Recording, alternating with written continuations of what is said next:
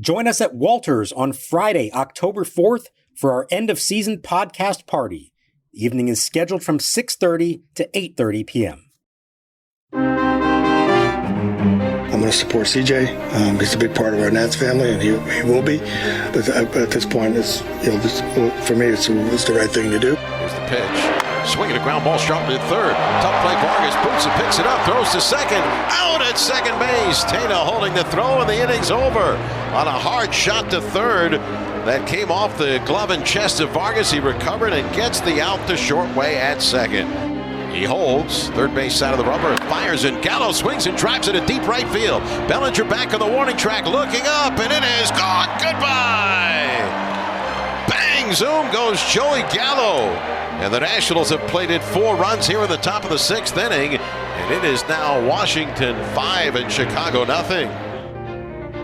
And welcome to Nats Chat for Sunday, September 22nd, 2024. Along with MASNsports.com Nationals insider Mark Zuckerman, who is at Wrigley Field in Chicago. I'm Al Galdi, host of the Al Galdi podcast. This installment of the Nats Chat podcast brought to us by Mason Kalfas and his team of 10 legal recruiters at Zenith Legal in Washington, D.C. Check out Mason's website today, zenithlegal.com, or call or text Mason anytime, 202-486-3535.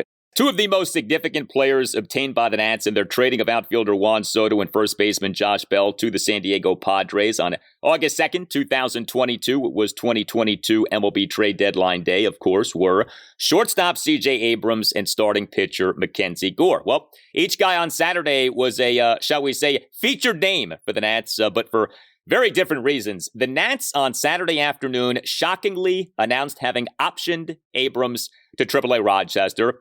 But then Gore on Saturday afternoon flirted with a no-hitter in an outstanding performance in a 5-1 win at the Chicago Cubs in Game 3 of a 4-game series. The win ended the Nats' 5-game losing streak, improved them to 69 and 86, so the Nats must go at least 3-4 over their final 7 games to surpass last regular season's record of 71 and 91. We have a lot to discuss on this installment of the podcast, what is the only Nationals podcast for which there is a new episode for the morning after every Nats regular season game day. And Saturday was a major day for the Nats for both very good and very bad reasons. And Mark, to me, the kicker to the craziness on Saturday afternoon was what happened with Jacob Young. Jacob Young in this game came off the bench to play center field in his return from a 1-game absence caused by a left shoulder injury. Came into the game for the bottom of the 9th.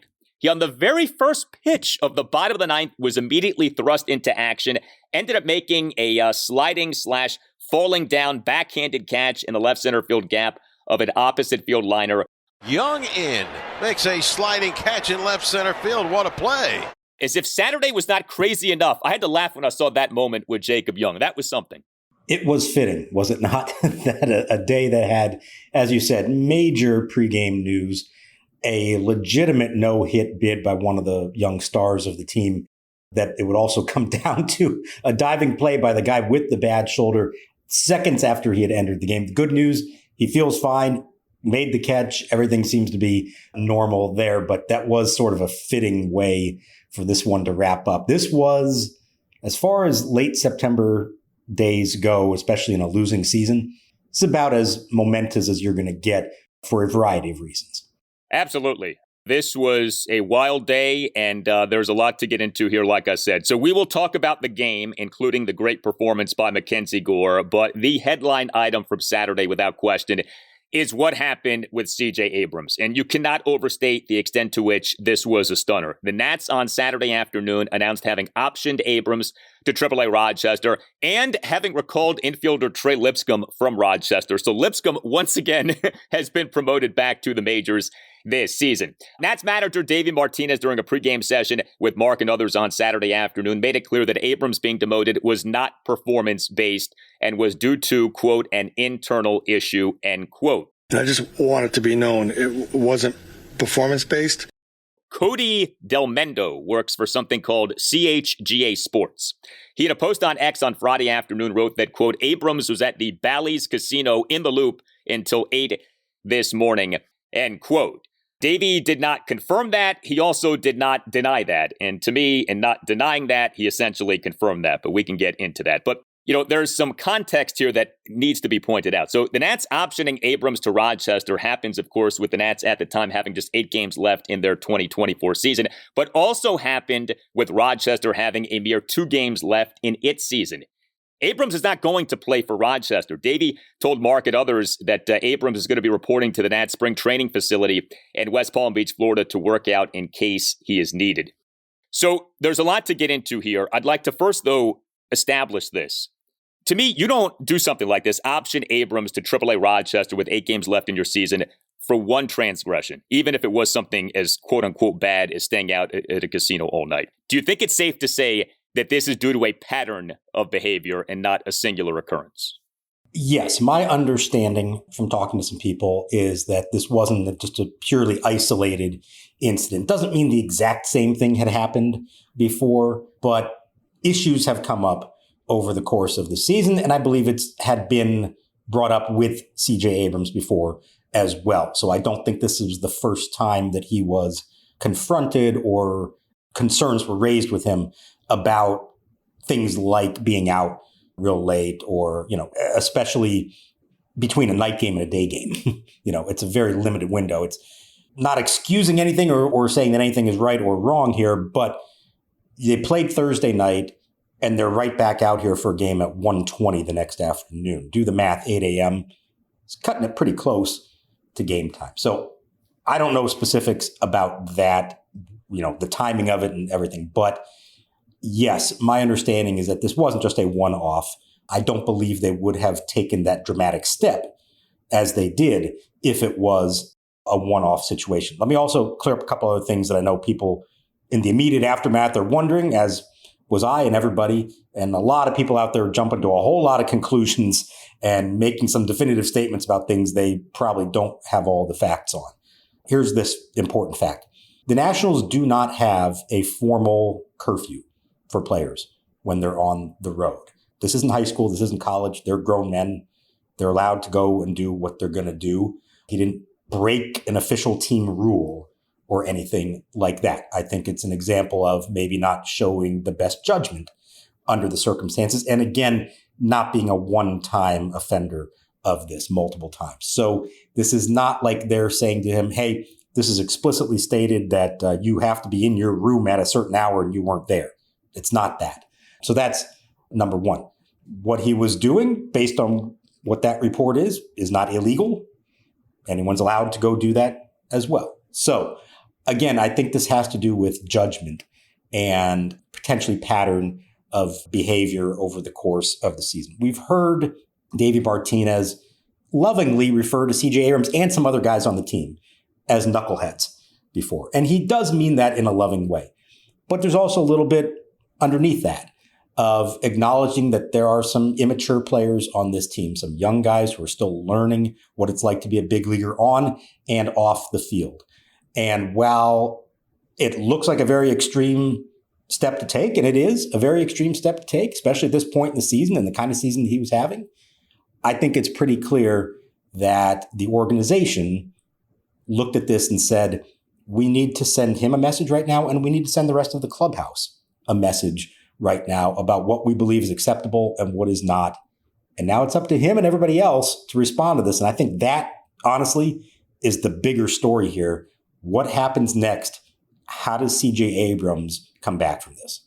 Yeah, and we're not going to know until next season and beyond, because CJ Abrams is essentially done for this season. So there are two things that really jump out to me off all of this. One is, this is an extreme thing to do. Option your potential franchise shortstop with 8 games left in your season to an affiliate with 2 games left in its season for the purpose of ending said potential franchise shortstop season. So it has to be that this was due to a pattern of behavior. And I think it's important to note that you don't do something like this unless you feel like you have to, unless you have talked to him previously and you're not satisfied with how he has responded to those conversations. The Nats didn't want to do this. This is not a good look for anybody that the Nats did this. This is major negative news. And this is humiliating news for CJ Abrams. This makes him look really bad. This is embarrassing to do this to a guy like that. So that stands out. But the other thing is this. CJ Abrams having issues with maturity, judgment, etc. this is the first that I think a lot of us are hearing of this. This has not been reported. This has not been discussed. This has not been intimated. I mean, Davey has called him a knucklehead at times, like you said, okay. But correct me if I'm wrong. This is new, isn't it, that Abrams has these issues? I feel like we have never heard this about CJ Abrams. Publicly, yes, absolutely. As a reporter who's around these guys all the time, you see things, you hear things, and you sometimes, learn things about guys away from the ballpark. And as a reporter, I've done this for a long time. What I can tell you, and I say this to players as well, personally, I do not care what you do when you leave the ballpark, and I will never write about anything that you do that I find out about away from the ballpark, unless it prevents you from playing the next day. And here you go. This clearly did, and so now it does become, I think, fair game.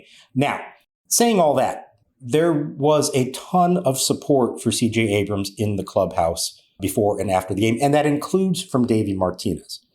And I think this is important. They are threading a very fine needle here. They're making a statement, obviously. This is punishment. This is discipline, okay? But it's at a very delicate point in his career and in the team's development. And you make this move, you're risking him not handling it the right way. And maybe the embarrassment that comes from it, and it was all over the baseball world on Saturday, that can be a lot. And they have to be pretty confident here that he is going to respond to this well. And as you said, we're not going to know for a while. It's going to be next spring until we really get a sense of any of that. So it's a gamble in a lot of ways for those reasons. Now, what Davey Martinez said, he said, I 100% believe he's going to be better off for this.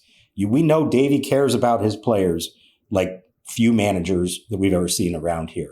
So it's not something he wanted to do, but I think it's something he felt like he had to do. And I'm sure Mike Rizzo, who did not speak to reporters on Saturday, I'm sure he was front and center in this decision and probably calling the shots on this one with support from Davey Martinez. I'll also tell you that the players in the clubhouse were both crushed by the news because they care about him. They like him.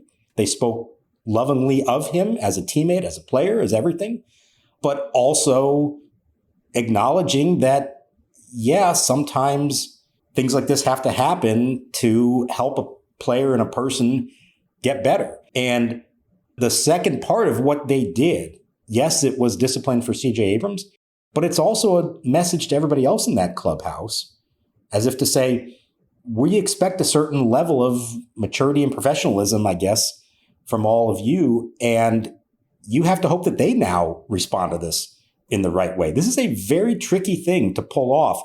If they do it and he comes back next year and everything's great, more power to all of them for pulling it off. But this is like a major crossroads all of a sudden for CJ Abrams and the organization. And this could go in many different directions, and we won't know for a while which way it goes. This was a gamble for them to do this the way they did this. Well, culture does matter, as we know. The word culture has come up a lot in Washington, D.C. sports in recent years, primarily for reasons having to do with the NFL team of D.C. and the NBA team of D.C. But we know culture does matter. We know that Mike Rizzo has done things from a culture perspective in the past. In seeing this CJ Abrams news, I immediately went back to 2018 when Rizzo of DFAing reliever Sean Kelly gave us maybe the single greatest quote in D.C. sports history. The act that he portrayed on the field last night was disrespectful to the name on the front of the jersey, the organization, specifically David Martinez. And you're either in or you're in the way. And I thought he was in the way. You're either in or you're in the way. And I felt like he was in the way. I mean, that's just such a great quote, and it speaks to so many different things. And I think some of that perhaps does apply to Abrams in this case. What is tricky here, though, is if we agree that this is about a pattern of behavior and not a singular occurrence, what makes up that pattern of behavior? What are the specifics? We don't know. So like to say, did the Nats overreact? Did they appropriately react? Without knowing what the other transgressions were, I don't know how we pass judgment on something like that. Here's the other thought I had. Abrams has had a very bizarre season. Great in April, great in June, terrible in May, terrible in July, terrible in August, and now option to AAA-Rochester in September. Think about that. If I'd have told you in April, that's what Abrams' 2024 season is going to be. How crazy would that have sounded? And yet that's exactly what we have had. Do you think that the Nats think that his immaturity, however it has been manifested, is why he has had such an up and down season, is why he has been so Jekyll and Hyde this season? I never got that sense. Now, that's not to say that couldn't be a part of the equation or that they may be feeling that inside their own heads. Anytime the subject would come up about how he was performing, it really boiled down to swing decisions and mechanics and approach at the plate, and at times even letting it get to him in the field. You heard CJ at one point, I'm trying to remember when it was, it may not have been that long ago, a week or two ago, when we talked to him, mentioning that he felt like maybe he was in his own head a little bit at the plate. And he said that as if he's referring to actual performance on the field. Now, again, we don't know. Maybe he knows there's other things going on in his life, and that is part of it as well. So you're right. We never truly know what's fully going on. And believe me, I read all the replies and the other stuff that was coming out, around the baseball world on Saturday. And a lot of people were jumping to a lot of conclusions before having a lot of information. And it's unfortunate that's the case. And as you said, it now makes him the center of attention in a way that he does not want to be at all. Let me mention a couple other things, because I know there were people that immediately wondered, okay, it's not for performance reasons. Could this be something about his service time and preventing arbitration? No, it has nothing to do with that. He has accrued enough service time. He is going to reach Super 2 status and will be arbitration eligible next year. There's nothing along those lines for that. And the last point is the whole West Palm Beach thing, which I know is confusing to people when you see that. And there were some reporters, some national reporters out there saying like he had been optioned to single A. Well, they don't have a single A team in Florida. As you said, the AAA season ends on Sunday.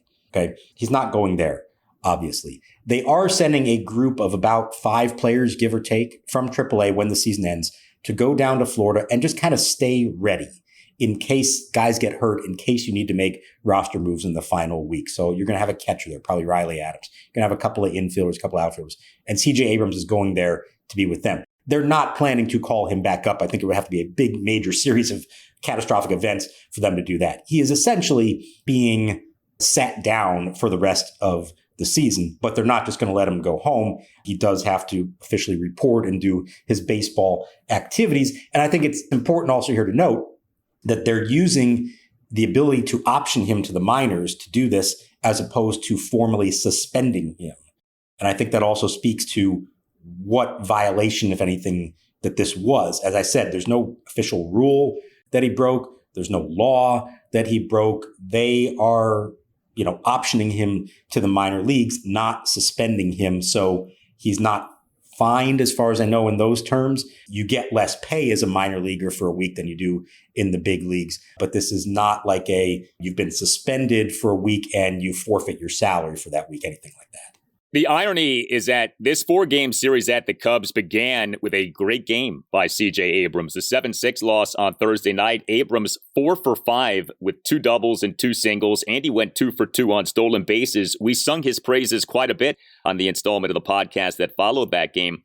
What's interesting, though, is this. So Thursday night is when he was at this casino, supposedly. He played Friday afternoon. He started. He was the Nats' #1 batter. He went 0 for 3 with a walk. Why do you think he was allowed to play on Friday afternoon if the Nats were so upset with what he did?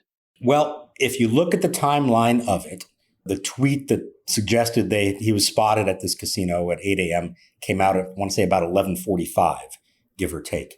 This was not a very prominent, well-known reporter, and so it took a little while, I think, to circulate. I heard about it during the game. I guess that's probably when the team first was aware of it, so it's probably too late to, do anything. And they don't know for sure. Are we going to trust that this is accurate or not? There was no photo. There was no hard evidence. It was just somebody saying that they had seen him at this casino. So I think they played out the game. When it was over, they brought him into the manager's office. He and Mike Rizzo were there.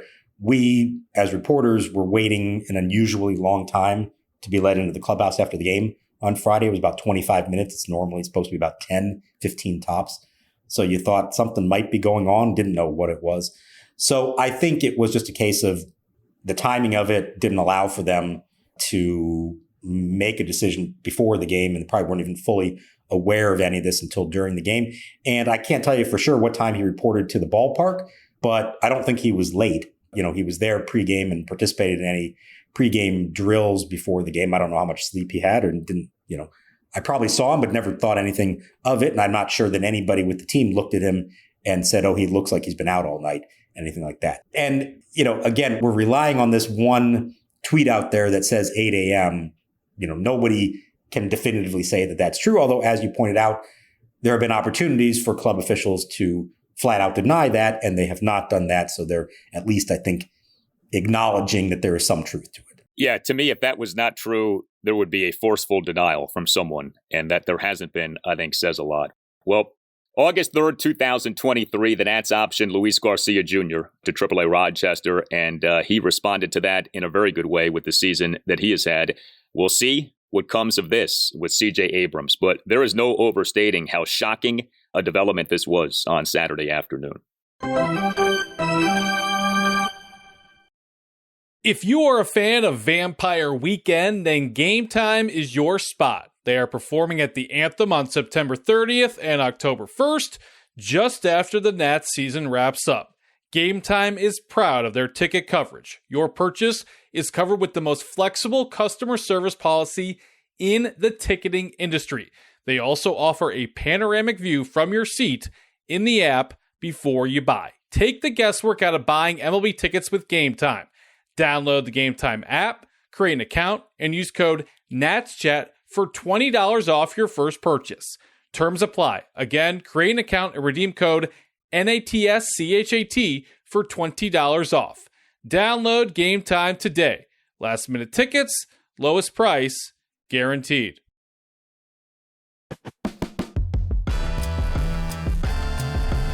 What's up, everybody? It's Heisman Trophy winner Matt Leinart. I've got a podcast called Throwbacks with actor Jerry Ferrara, where we'll be talking all things sports, but also so much more. We'll give you the behind-the-scenes stories from my days as the quarterback on an iconic college football team to Jerry's days as a star on an iconic TV series. So subscribe to Throwbacks wherever you download your podcasts and follow us on all social media at Throwback Show. For those interested in learning a new language, whether it be Spanish, French, or something else, check out Babbel. Babbel's 10-minute lessons are quick and handcrafted by over 200 language experts, ready to get you talking about your new language in just 3 weeks, because talking is the key to really knowing any language. Designed by real people for having real conversations, Babbel gets you talking. With over 16 million subscriptions sold, Babbel's 14 award-winning language courses are backed by a 20-day money-back guarantee, so no pressure.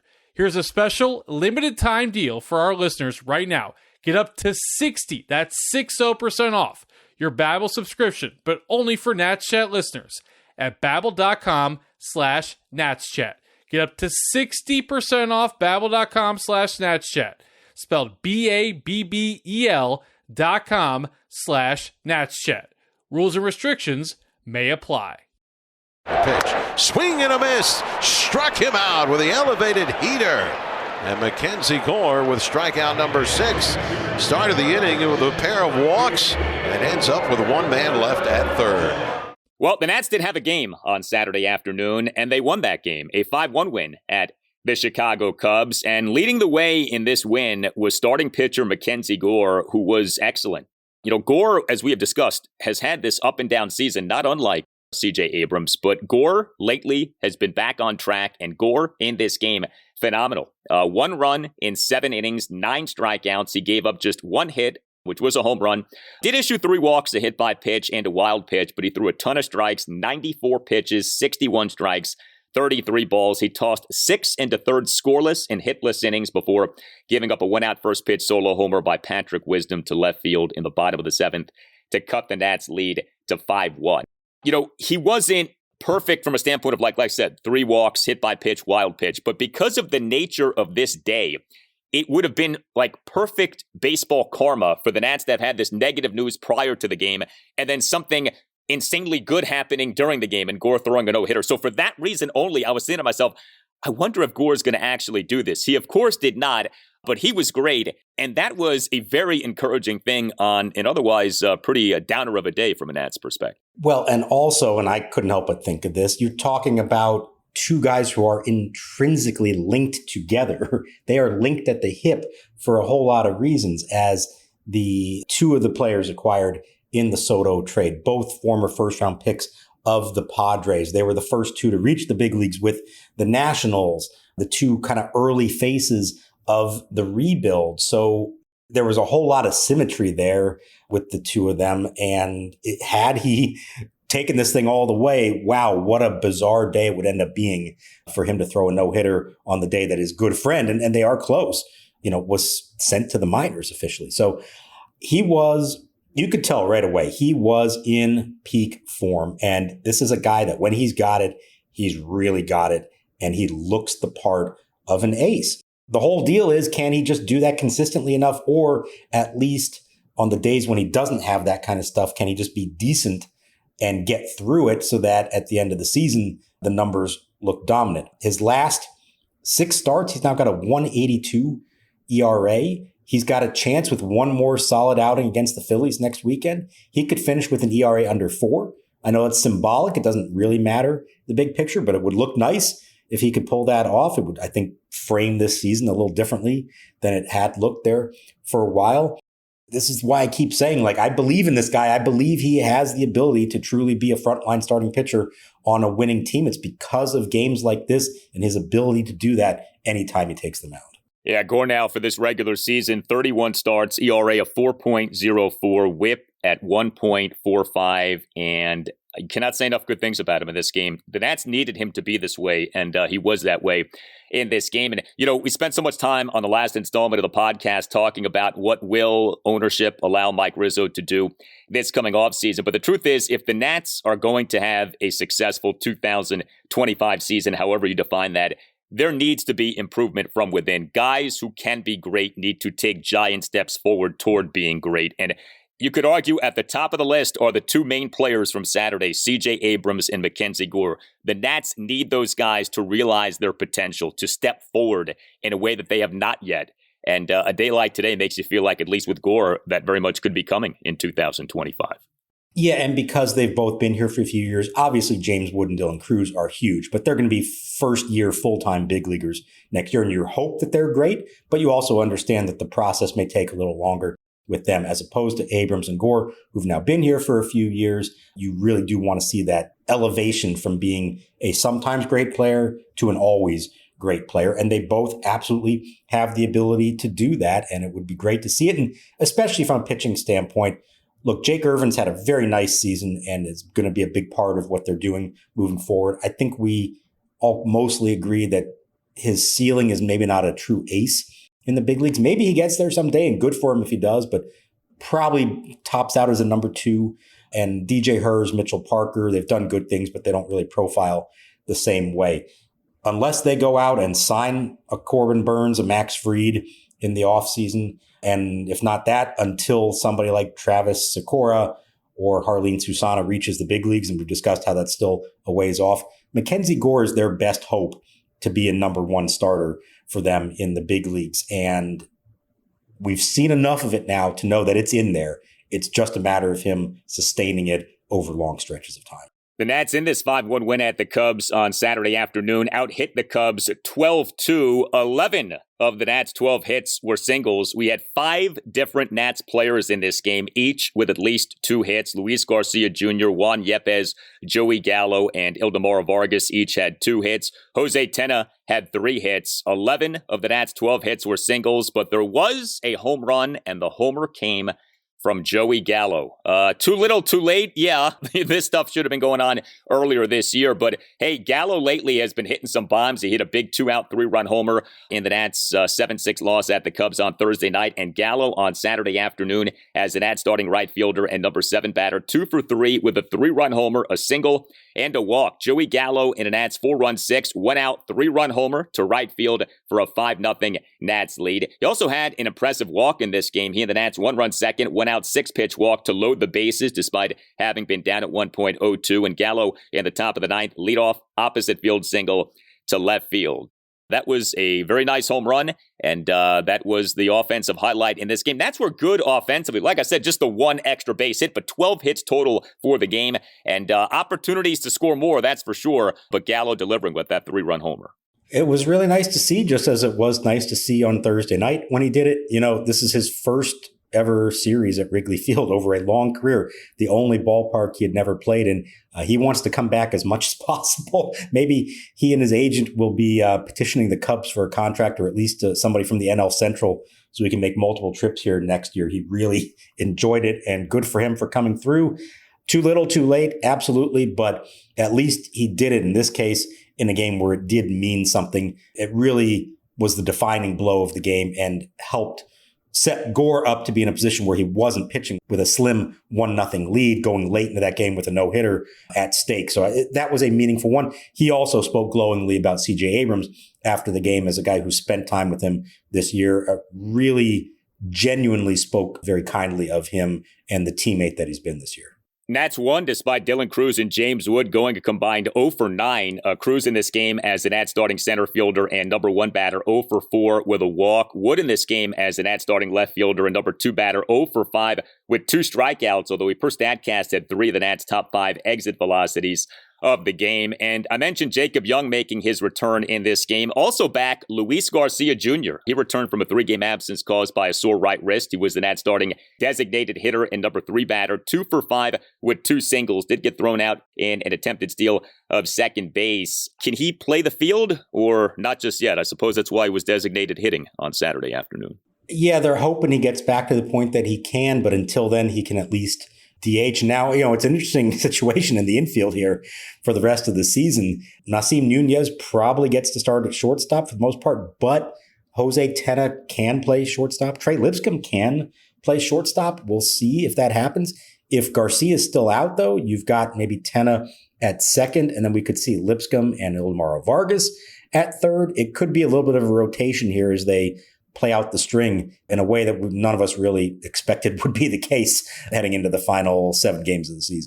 And the Nats bullpen in this 5-1 win at the Cubs on Saturday afternoon. 2 Nats relievers combined for 2 scoreless innings. Jose A. Ferrer, perfect bottom of the 8th. He induced 3 groundouts. And we had a Kyle Finnegan sighting in this game. It was nice to see Kyle. Yes, he still is on the ball club. He was not optioned to AAA-Rochester, though it may feel that way with how infrequently he has pitched here lately. But Finnegan, scoreless bottom of the 9th. His first appearance in a game since the previous Saturday, September 14th, the 4-1 win over the Miami Marlins at Nationals Park. Just Finnegan's 16th appearance since trade deadline day, since the Nats decided not to trade him. We've talked about this. I mean, just not many obvious opportunities for him, but it does stand out. He has barely pitched lately, pitching for the first time in a week with this appearance, a non-save appearance on Saturday afternoon.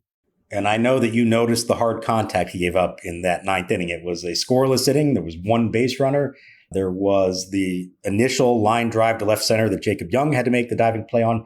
There was a sharp single to left field, and then there was a fly ball to left field. Rusty didn't pitch in a week, so I guess you just excuse that. But hey, we've reached the final week of the season. It's time to go for broke. Let these guys go out there, no matter what. Pitch Finnegan as much as possible. Get him to 40 saves if they can actually be in a position to win a few more games before the end of the year. And note, it was Mark Zuckerman who brought up the hard contact allowed by Kyle Finnegan, not me. I was not the bad guy. I was not the bad cop this time. That was Mark's role, okay? I said the good things about Finnegan.